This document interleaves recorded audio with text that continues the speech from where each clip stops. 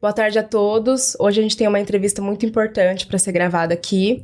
Contamos com 2 profissionais na excelência nos direitos humanos e também na inclusão de pessoas com deficiência. Hoje contamos aqui com a doutora Carol e com a Priscila Pisani, que são especialistas sobre esse assunto. Boa tarde a todos. Meu nome é Leonardo Martins. Eu vou apresentar um pouco sobre o projeto do nosso trabalho, mas antes também eu vou apresentar que está aqui na minha companhia, minha amiga Letícia, que também tem 19 anos. Nós dois estamos no 2º ano da Faculdade de Direito de Sorocaba, a FAD. E o projeto que a gente está desenvolvendo é pautado principalmente no objetivo da extensão acadêmica. O que seria a extensão acadêmica? Seria trazer o conteúdo que a gente estuda dentro da faculdade em si para a comunidade, de alguma forma que isso agregue não só aos estudantes, entendeu?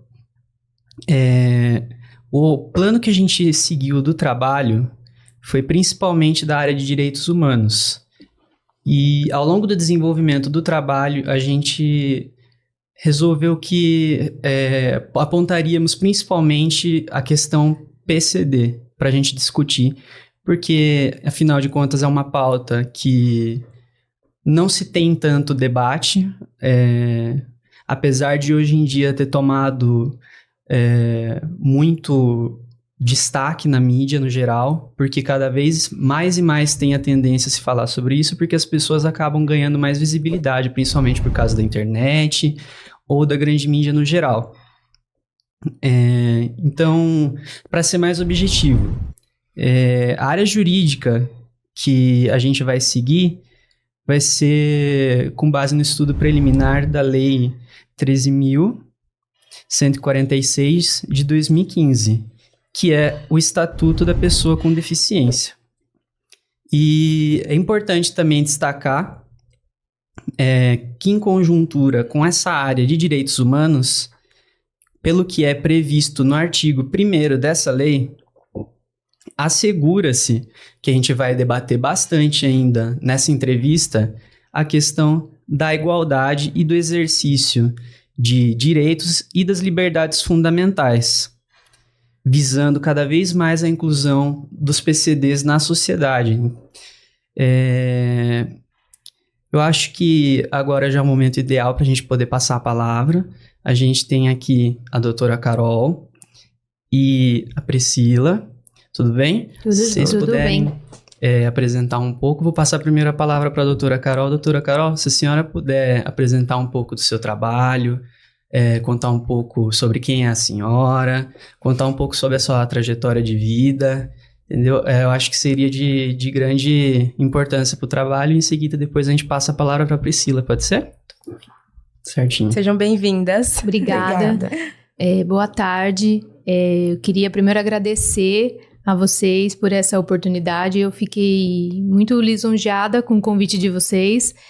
Eu me chamo Carolina, eu sou procuradora do município há 18 anos e a gente trabalha na área jurídica lá, na área da saúde, de educação. Eu mexo bastante com os PCDs e, em conjunto a isso, eu sou atleta do paraciclismo.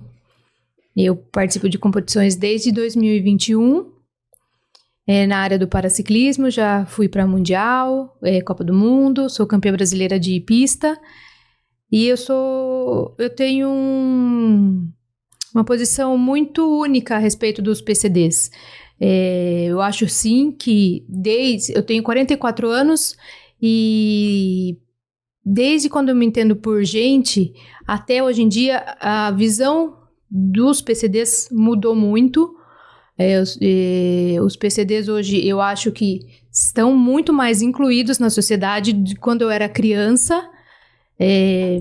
A gente não aparecia muito naquela época. Eu posso dizer, na minha época, eu acho que eu era a única PCD na escola inteira, e eu estudava numa escola grande aqui de Sorocaba. Na época que eu fiz faculdade, eu me lembro de uma pessoa também PCD. Na minha classe não tinha ninguém, só eu.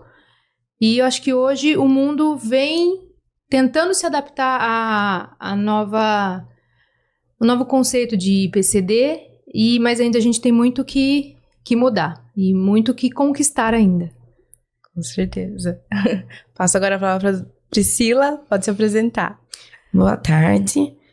Também quero agradecer muito o convite de vocês, né? Para a gente poder discutir sobre esse assunto de grande importância, né? A partir do momento que a gente começa a discutir, levantar questões, é que a gente consegue ver o quanto a gente precisa ainda lutar, né, por este assunto.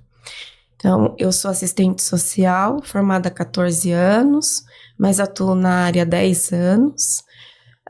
Iniciei minha trajetória na saúde mental, né, e hoje trabalho na ADV, que é a Associação dos Deficientes de Votorantim, né, uma organização que trabalha na área da habilitação e reabilitação da pessoa com deficiência. Perfeito. Então, para a gente começar, eu vou começar fazendo uma pergunta para a Priscila. Saberia me dizer quais são os principais desafios enfrentados pelas pessoas com deficiência em termos de inclusão social? Bom, né, como disse a doutora Carolina, acho que já caminhamos, né, um pouco nessa questão, mas ainda encontramos dificuldade na questão da acessibilidade, seja de acesso a prédios públicos, e assim, né, muitas vezes a gente fala, o público, né, que tem que dar esse acesso, mas não, né, a gente precisa ter o acesso a todos os lugares, né, se na Constituição fala direito de ir e vir de todos, não está excluindo ninguém da Constituição, né, então, a gente precisa ter esse acesso em todos os lugares.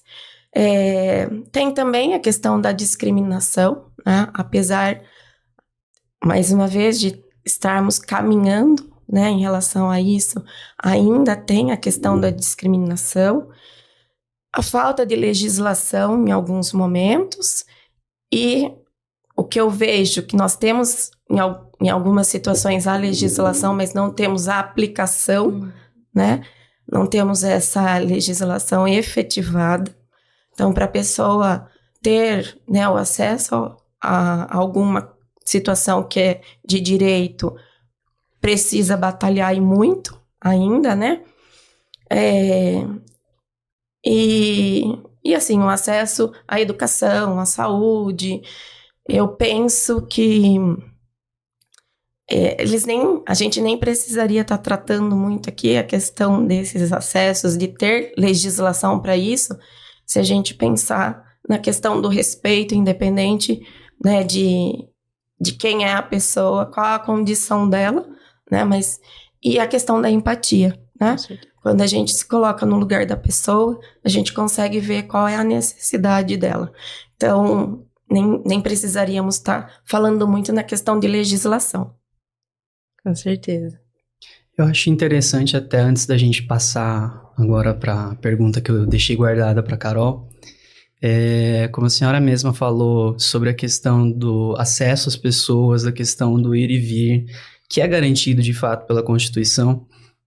Antes da gente marcar essa entrevista, a gente chegou aí até a prefeitura, no Paço Municipal, a gente visitou o gabinete. Lá a gente também, a doutora Carol guiou o grupo todo para a gente conhecer a Câmara dos Vereadores. Lá na Câmara dos Vereadores a gente pôde conhecer toda a parte do legislativo lá dentro. Então foi muito bacana. E a gente teve a oportunidade, né, que eu até agradeço muito pela oportunidade que a gente teve de conversar até com o presidente da Câmara. O presidente da Câmara, inclusive, na própria conversa que a gente teve, ele levantou esse debate sobre essa questão de ir e vir, que apesar de já estar acabando, que a gente está em ano de eleição, já está acabando o mandato dele e tudo, sobre a questão de que, apesar de a gente já estar com tantos avanços, tantas pautas já debatidas e tantas questões que a gente já acha que já estão de fato resolvidas, espaços públicos, por exemplo, que deveriam ser a casa do povo, né? O legislativo é a casa do povo, que a gente chama. O legislativo em Votorantim ainda é um lugar, infelizmente, que é um pouco restrito o acesso para pessoas PCDs.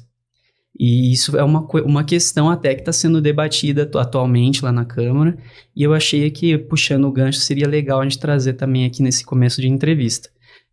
Agora, doutora Carol, eu gostaria de saber, agora mudando um pouco para a questão, pulando do legislativo para o jurídico, como que você enxerga o papel do sistema judiciário, do sistema jurídico, na garantia e proteção dos direitos humanos das pessoas com deficiência, especialmente no contexto dessas políticas públicas?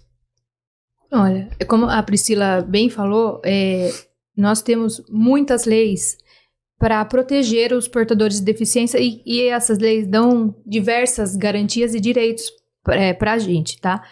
Mas, como ela falou, é o seguinte, a gente é de difícil aplicação, a gente não vê essas leis efetivadas mesmo. O portador de deficiência indo lá requerendo seu direito e o seu direito sendo atendido. Então, acho que a maior dificuldade hoje em dia é a gente pôr em prática tudo que está no papel, na teoria, nas leis. Pouquíssimas leis têm uma 100% de eficácia no mundo do jurídico e para os PCDs. Eu acho que o nosso maior desafio é esse. As leis, começando pelo estatuto, né, serem realmente cumpridas. Perfeito. E agora eu vou voltar aqui com a Priscila. Priscila, na sua opinião, quais são os estereotipos sociais que mais prevalentes, que afetam, né, negativamente as pessoas com deficiência e como essas pessoas podem tentar superá-los? Assim, eu vejo que ainda, né, as pessoas com deficiência são vistas como pessoas que são dependentes, né, que não têm capacidade para fazer nada.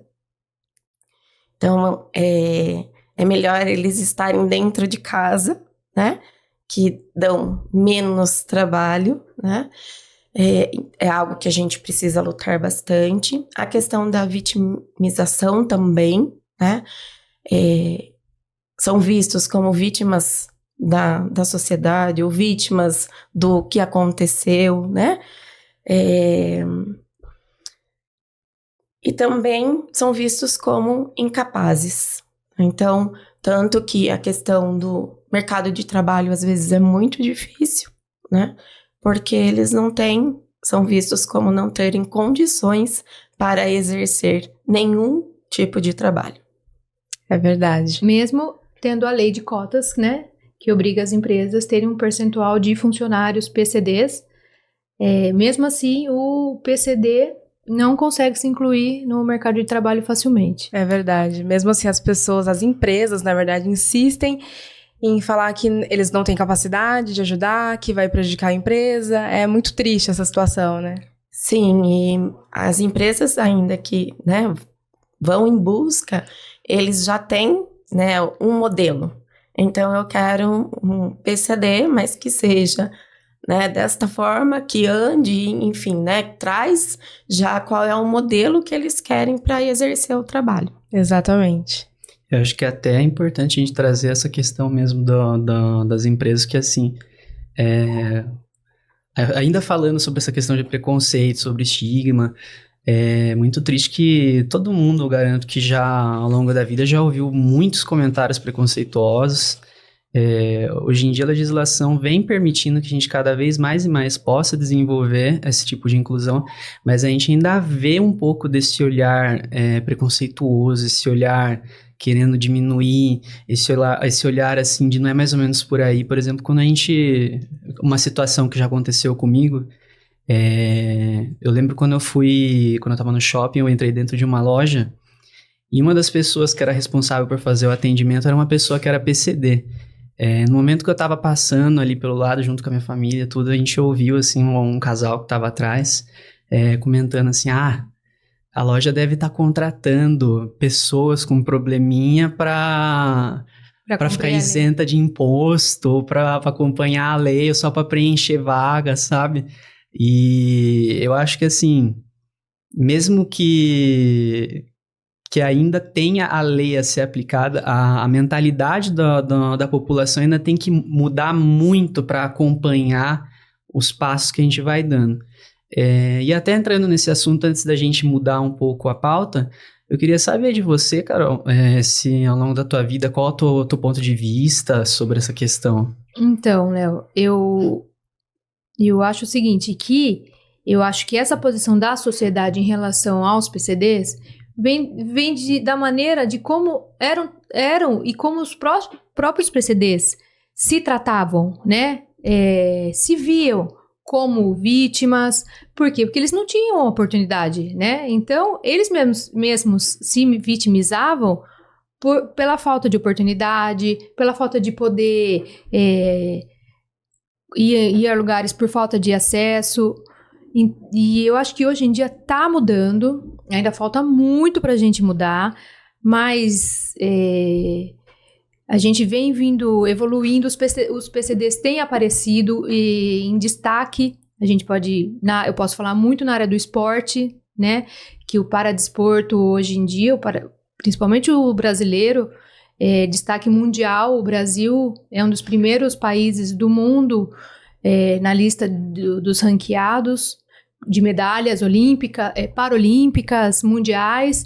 E eu acho que é, sim, uma forma do mundo ver o PCD diferente, né? Começar a enxergar os PCDs não como vítimas, né? Mas como pessoas normais que, sim, possuem alguma limitação, uns mais graves, algumas mais graves, algumas menos graves, que, sim, somos pessoas diferentes, mas não tão diferentes como as pessoas nos enxergam. Eu posso falar na minha vida, assim, muito, muito raramente eu sofri alguma discriminação no trabalho, nada, na escola, nada, entre meus amigos, assim, até umas amigas brincam e falam, mas você é PCD? Como você é PCD? Eu falo, gente, eu sou. Mas, óbvio, tem olhares, as pessoas olham, perguntam, questionam, nossa, mas como que você é procuradora? Gente, a gente tem uma lei, né, que garante as cotas para os portadores de deficiências em concursos, né? Mas você pedala? Pedalo. A gente tem que se jogar. Então, eu acho que é isso, sabe? A gente tem que tá vindo de uma evolução muito grande. E que nem você falou desse comentário dessa moça, é um comentário normal, que a gente escuta muito, muito. Eu escuto muito dos PCDs falando. E já me chamaram, posso falar de experiência própria, eu tava no banheiro da academia, uma moça falou assim, olha, eu trabalho na RH de uma empresa, eu tô precisando de um PCD, você não quer entrar na minha empresa pra cumprir a cota? Nossa. Falei, gente, mas eu já tenho um trabalho, eu sou concursada. Não, mas você não pode entrar só pra cumprir a cota. Nossa. Não queria nem saber qual era a minha formação, não falou qual era a vaga, mas aí eu falei, não, eu já sou advogada, eu sou concursada. Aí ela falou, mas você não conhece ninguém? Tipo, então é um costume da sociedade, mas eu acho que aos poucos a gente vai conseguir mudar isso. Uhum. A oferta de trabalho tem, né? Muitas vezes o que dificulta é o fato deles quererem, né? E também não estão preparados. Às vezes a empresa, né, não está preparado para receber o PCD, nem na questão arquitetônica. Com certeza. Né? Então, por isso que tem que ser aquele padronizado por eles. É verdade. Agora, partindo para a pergunta que a gente tinha preparado, né? Qual que você acha que são as principais lacunas legais, obstáculos enfrentados na execução efetiva de políticas públicas inclusivas para pessoas com deficiência, assim, desse ponto de vista jurídico seu que trabalha na área? Primeiro, eu acho que a falta de fiscalização. A gente tem um problema seríssimo de fiscalização no cumprimento das leis. Desde de fiscalizar as empresas, se elas realmente têm PCDs ali naquelas vagas que são destinadas para os PCDs. Depois, eu vejo que, assim, muitos não PCDs querem se passar por PCDs para terem as vantagens de PCDs. Por exemplo, na compra de carro, né?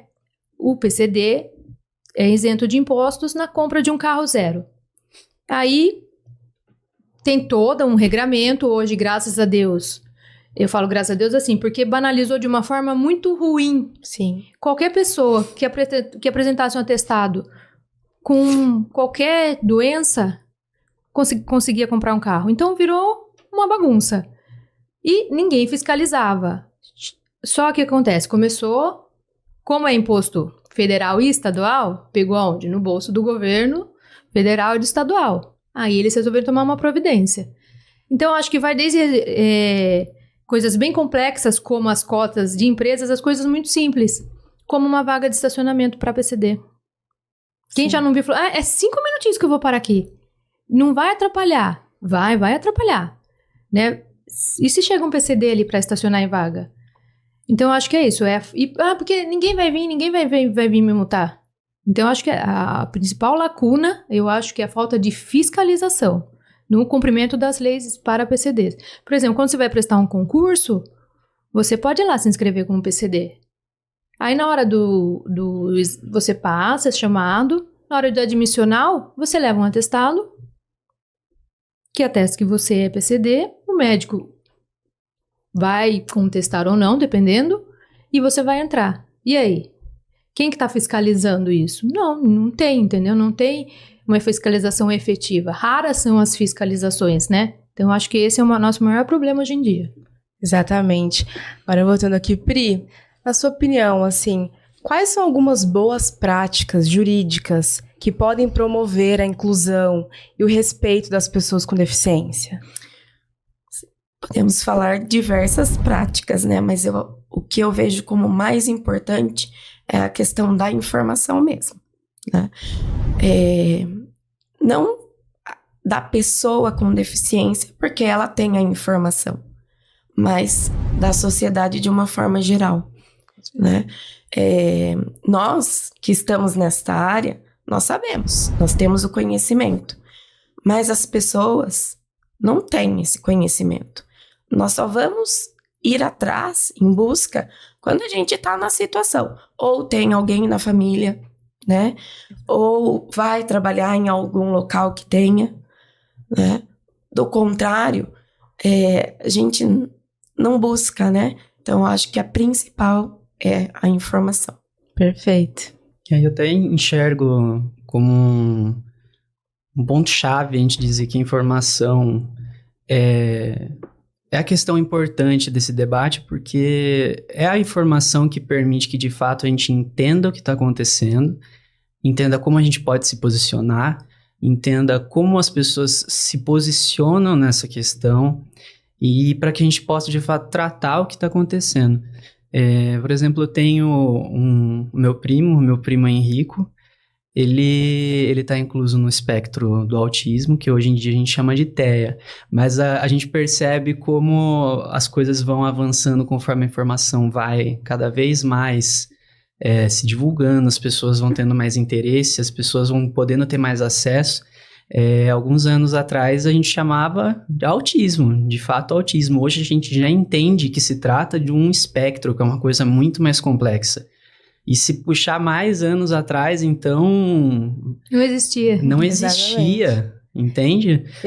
E até hoje em dia, ainda de fato, é um pouco difícil da gente conseguir tratar, achar um tratamento que seja de fato eficaz, porque é uma questão muito complicada, porque se tratam de questões muito individuais. Sim. E muda muito de uma pessoa para pessoa, então fica complicado até nessa questão da desinformação, porque, por exemplo, uma pessoa que está inclusa nesse espectro, não é 100% do tempo que ela vai estar completamente confortável no ambiente que ela vai estar presente. O meu priminho pode ser que ele entre aqui na sala e ele não se sinta confortável aqui dentro, pode ser que ele sente ali no canto. Isso, para ele é completamente normal, porque é uma questão que é individual dele. E a gente que tem essa informação, eu acho que é o mais importante, dizer que a gente respeita, porque a gente entende a parte individual dele. E agora, se a gente tem essa desinformação, a gente já vai olhar com outro olhar. Já vai achar que é mal educado, já vai achar que é mal criado. E por aí vai, né? Que era o que acontecia na minha época, Léo. O autismo é uma doença relativamente nova, né? O diagnóstico dele é novo, né? Então, na minha época, eram justamente essas pessoas que eram tidas como educadas, muito tímidas, né? Ah lá, aquela ali não fala com ninguém, aquela pessoa não socializa com ninguém. A gente não tinha, né, o autismo definido ainda. Então, eram justamente essas pessoas, na minha época, que hoje diagnosticadas com autismo. É verdade. Eu talvez possa dizer com um pouquinho de propriedade, porque eu também tenho o meu irmão Guilherme, que também tem autismo. A gente descobriu com 4 anos, hoje ele está com 11. E quando a gente descobriu com 4 anos, a minha própria mãe virou pra médica e falou: o que é autismo? Que muitas pessoas não sabiam, realmente era tratado às vezes como doido, como louco. E mesmo assim, ainda hoje tem pessoas que falam o que é o autismo, mesmo já tendo muita, né, notícia, novidade, mas ainda tem pessoas que não sabem o que é. Então, como é importante a informação para as pessoas poderem entender, saber que nem tudo vai ser o padrão, né? As crianças não vão ser um padrão. Então, é muito importante que cada vez mais tem se passado essas informações. E falando pelo lado jurídico, o autismo foi há muito pouco tempo incluído, né? Sim. Como no rol das doenças PCDs, Sim. né? No rol dos PCDs, né? Sim. Porque o autismo era considerado uma coisa à parte, né? Então, juridicamente falando, o autismo foi há muito pouco tempo incluído como na lei, no estatuto. Exatamente. Mas que ainda eu vejo como eles estão em destaque, né? Porque foram atrás, né? Atrás de informações, estão levando informações, né? Então, hoje, por menos que as pessoas tenham conhecimento, um pouco ainda tem, né? Mas lá na nossa instituição, o que ainda a gente vê como dificuldade? As pessoas com deficiência, mas que têm a deficiência, a doença oculta, né? Então, mais ainda que eles não conseguem acesso. Por quê? Mas eu não tô vendo nada, qual é a sua deficiência? Então, né, para as pessoas, a deficiência, de repente, tá de cadeira de rodas, né, não ter uma perna. Tem que ser uma deficiente aparente, né? Visível, né? Tá?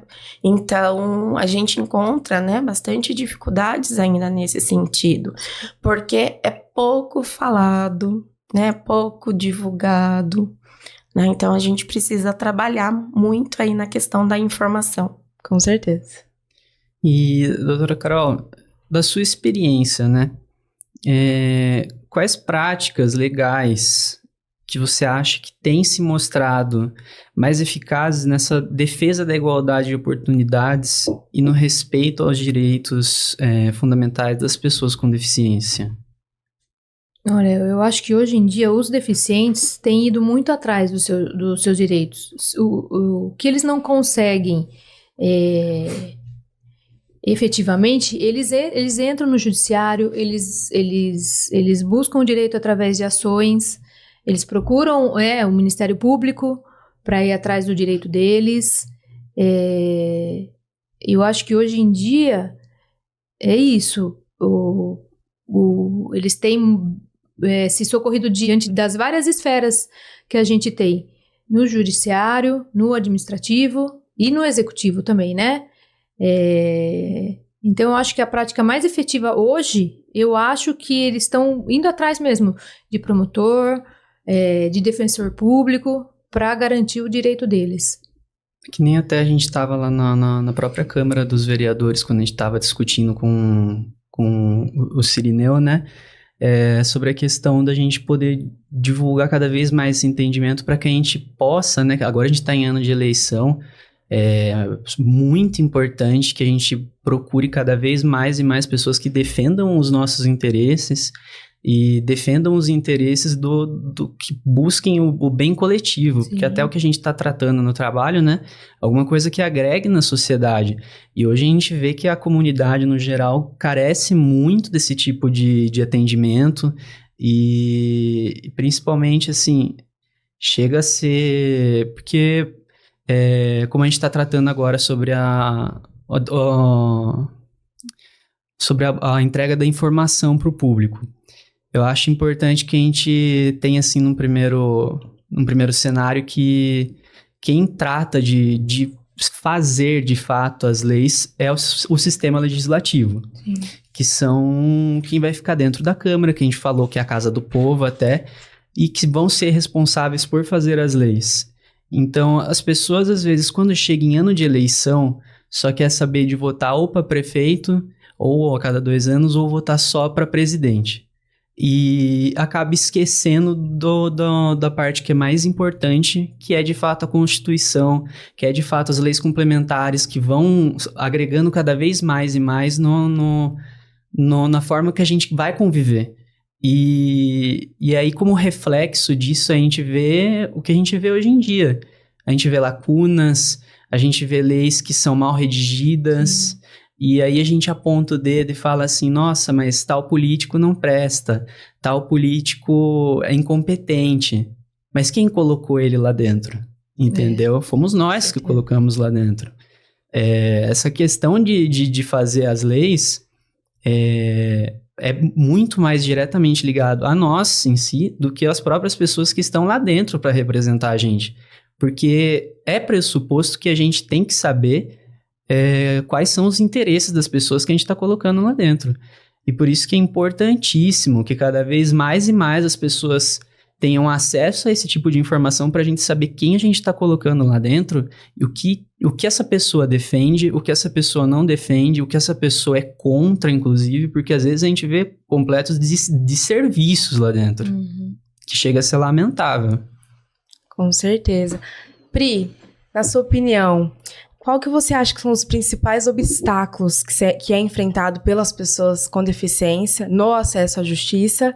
E o que você acha que essas pessoas podem fazer para tentar melhorar, superar essas questões? Acredito que a discriminação ainda, né, tá aí ainda em primeiro lugar, né, a questão das barreiras, as barreiras físicas, às vezes arquitetônicas, né, que impede da pessoa buscar aquilo que ela precisa, a falta de informação, né, que nós já conversamos bastante aqui, e para superar, né, eu acredito que nós precisamos aí realmente que as políticas públicas sejam de fato efetivadas.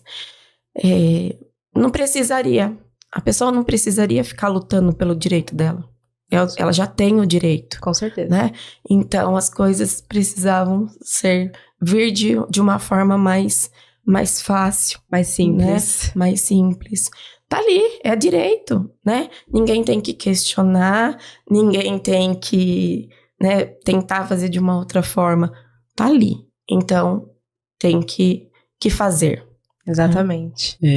Ainda tratando, assim, desse assunto que a gente estava conversando, sobre essa conscientização dos direitos, tudo, eu queria perguntar para você, Carol, como que você acha que a conscientização sobre o direito das pessoas com deficiência ela pode ser melhorada dentro do sistema jurídico e da sociedade em geral, né? Então, Léo, a gente tem vários canais, né, que a gente pode passar essas informações. Todo município tem o seu conselho, né, dos portadores de deficiência, que eles brigam. O conselho lá de Votorantim, eu posso falar por eu ser de lá, ele é muito ativo. E os membros lá são muito ativos, vão atrás, brigam.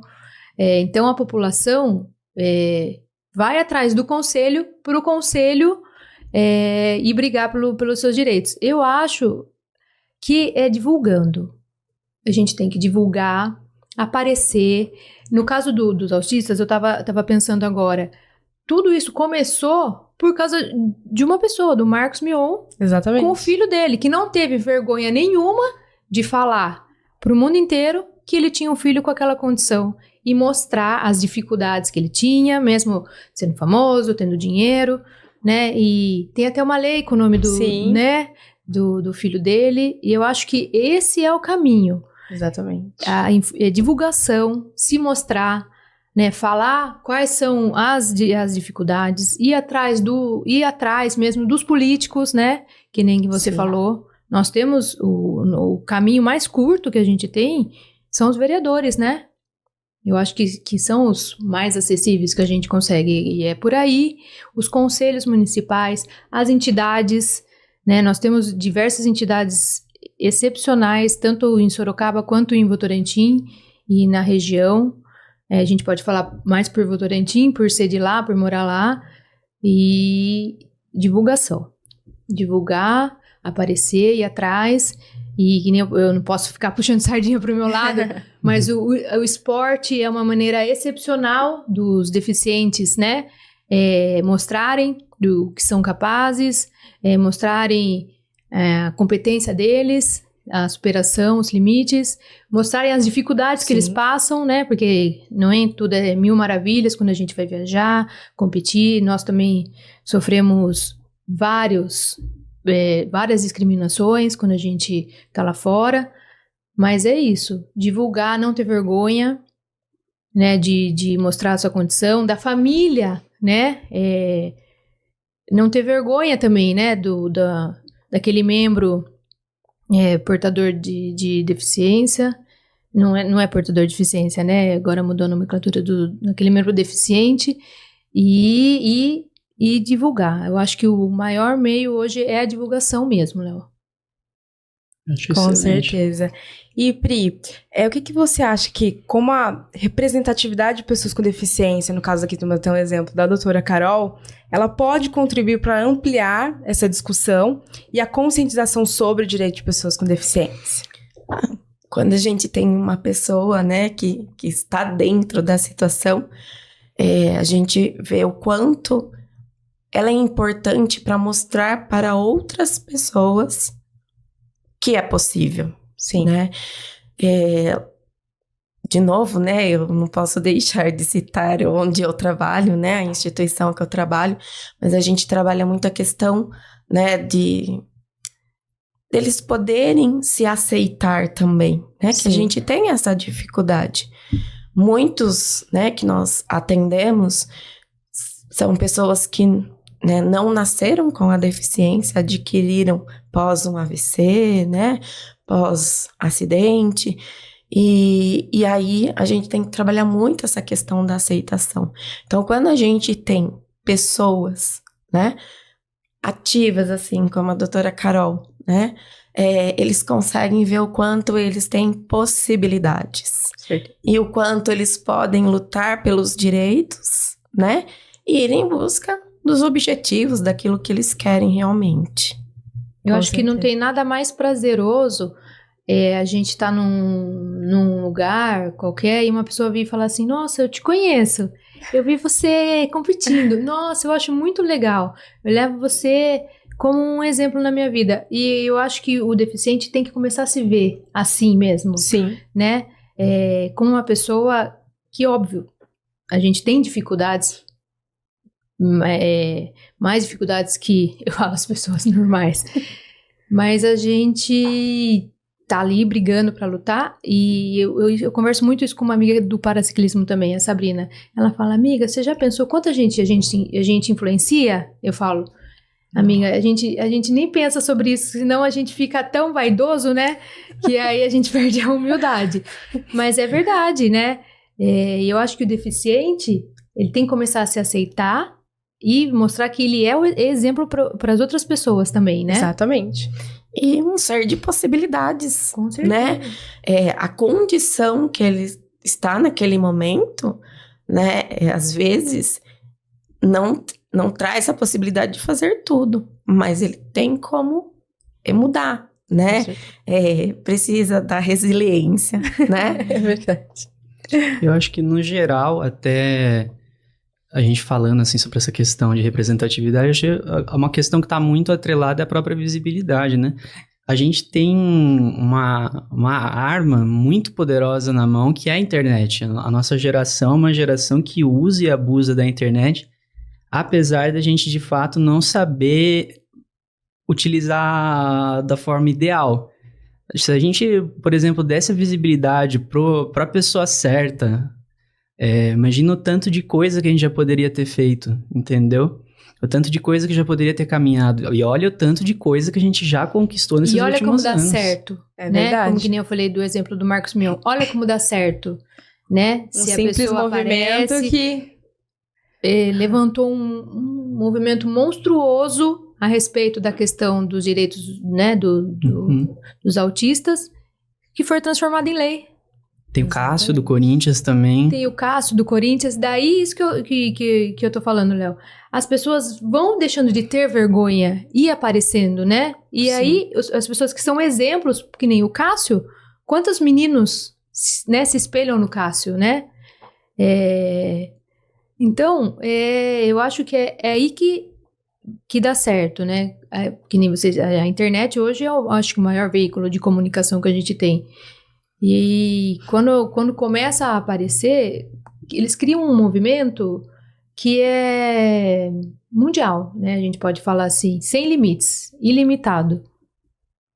E a nossa geração até é uma geração que a gente acaba introduzindo cada vez mais pessoas. E porque antigamente o que a gente tinha de noção de visibilidade era a grande mídia, eram TVs, rádios, e aí ele era mostrado o que queriam que fosse mostrado. Entendeu? Era aquela coisa assim perfeita, aquela família Doriana, que é todo mundo aquele mesmo padrão, e a gente percebe assim, a gente olha pra nossa sociedade e não é desse jeito, entendeu? Olha as novelas que a gente tinha antigamente, as novelas que a gente tinha eram novelas assim, famílias 100% brancas, só personagens brancos, convívio 100% branco, de pessoas assim que essa realidade não é a nossa, entendeu? Isso a gente tá pautando em qual realidade. E hoje a gente vê as pessoas discutindo, assim, que a gente vem cada vez mais incluindo pessoas. Por exemplo, cada vez mais a gente tem colocado pessoas gordas em comerciais, LGBTs a gente tem incluído nos comerciais.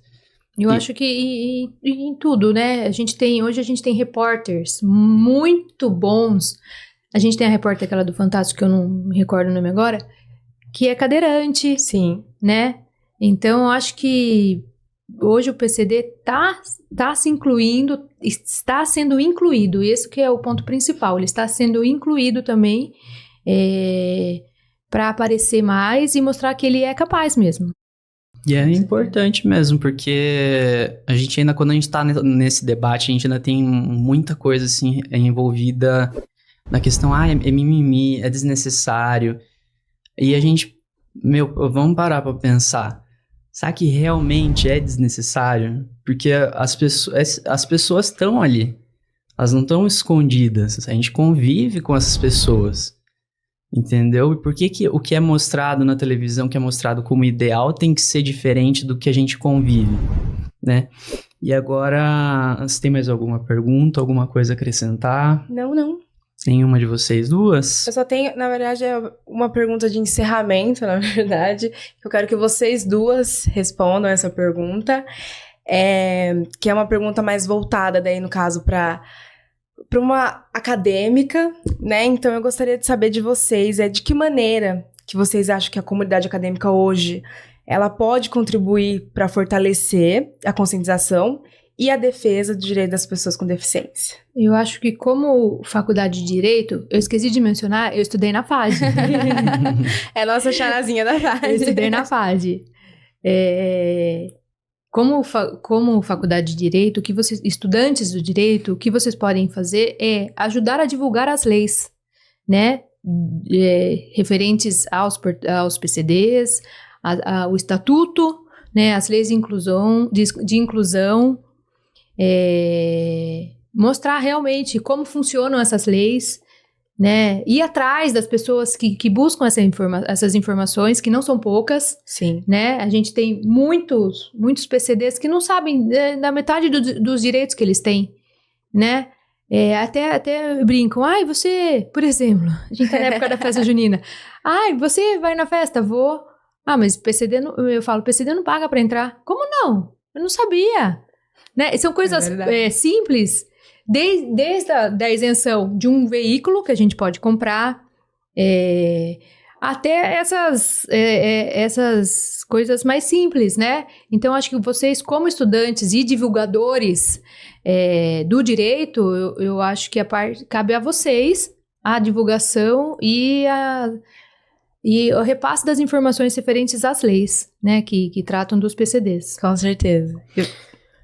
Esse espaço aqui, né, que vocês já estão promovendo, eu acho que super importante, né, para divulgação mesmo. E, de repente, vocês estarem participando de outros espaços de direitos, né, a doutora Carol citou a questão dos conselhos, né, mais especificamente o Conselho da Pessoa com Deficiência. Então, a participação de vocês, né, enquanto acadêmicos, seria muito importante, né? Traz para as pessoas que estão participando ali, né, uma motivação, né? Olha, né, imagine, temos aqui estudantes de direito que pode estar trazendo para nós aqui uma maior divulgação, uma maior orientação, né? Eu acredito que é nesse caminho que a gente vai conseguir, né? Um divulgando, né, já consegue atender aí 10 pessoas. Esses 10 já passa para mais 10, né? E nisso a gente vai multiplicando, né, essas informações que é tão importante. Com certeza. Quero agradecer mais uma vez tanto a doutora Carol por ter topado participar e tanto também a Priscila. Muito obrigada. Eu tenho certeza que todo mundo que assistir isso vai ganhar um pouquinho de conhecimento. Muitas coisas que as pessoas não sabem vão passar a saber.